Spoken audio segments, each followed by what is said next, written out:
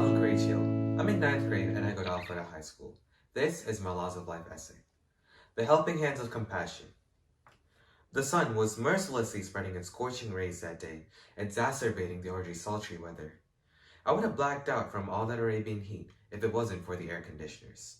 I was in 6th grade at the time in a school in the United Arab Emirates. It was the holy month of Ramadan when all Muslims fast from dawn until sunset. I, being a Muslim, was exhausted from the fasting. I was taking a glance at the clock every now and then to check how much more time is left until the sunset prayer, when the fast is supposed to be broken. Hunger and impatience were getting the better of me. It was the peak of summer during the month of June, and combining that with the fact that I was fasting and that I was in the UAE, a country in the Middle East famed for its deserts and unbearably sweltering summer weather, made it unendurable for me. I did not have to bear with doing schoolwork though, as it was during the summer break. I was sitting on the couch when there were only a few more hours to go, with all of my energy drained and too worn out to do anything, when my dad called me along. He and a few of his friends were distributing food to the workers who lived in the so-called labor camps. As the name might suggest, those are actual places that accommodate the impoverished migrant laborers, mostly hailing from the relatively underdeveloped South Asian countries. Behind all those glitzy skyscrapers are the blood, sweat, and tears of the disadvantaged laborers who are ready to make any sacrifice for a better livelihood.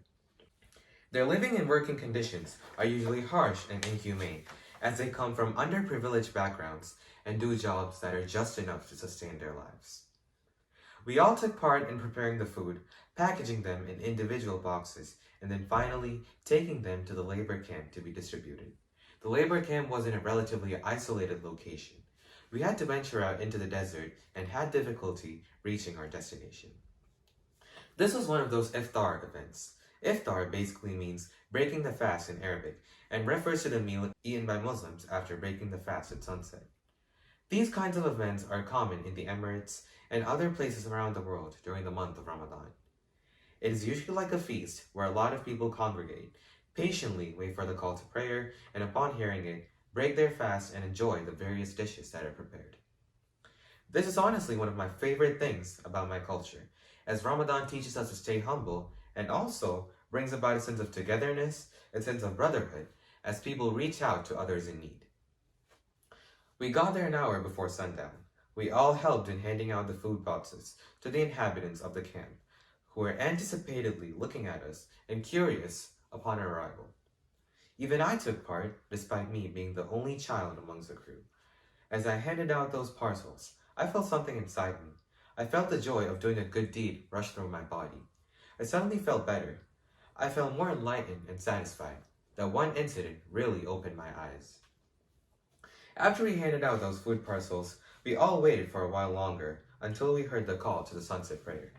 We also sat amongst them and broke the fast with them. It was certainly a gratifying experience for me, personally speaking. That one day taught me a lot of things.